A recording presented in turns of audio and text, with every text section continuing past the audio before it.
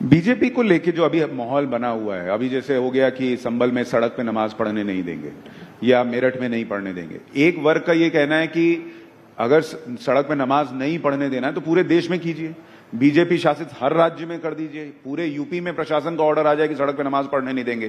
कुछ जगहों पर आप रोक रहे हैं। और फिर कुछ लोगों का यह भी कहना है कि अगर ईद के पहले एक दिन पढ़ ही लिया तो क्या ही सड़क घिस तोड़ी जाएगी।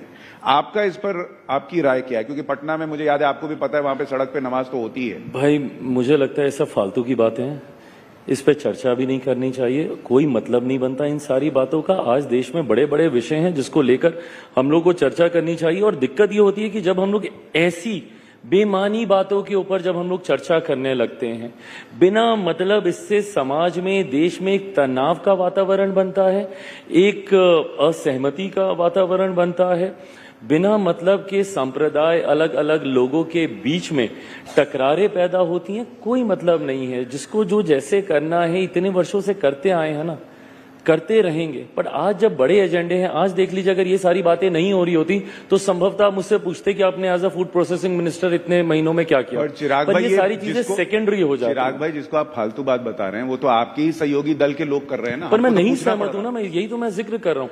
भाई देखिए, मैं 21वीं सदी का पढ़ा लिखा ही हूं। मुझे इन सब बातों से, और मैंने इस बात को बोलते बोलते मैंने कहा है कि धार्मिक विषयों में नहीं इंटरफेयर करना चाहिए, वो व्यक्तिगत आस्था का विषय है।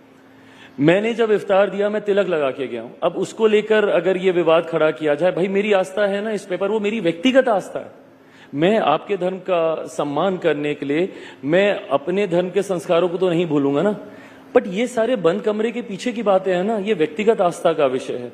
कईयों की आस्था होती है, कईयों की नहीं होती। कितने हिंदू हैं जो तिलक नहीं लगाते हैं, तो क्या वो हिंदू नहीं है?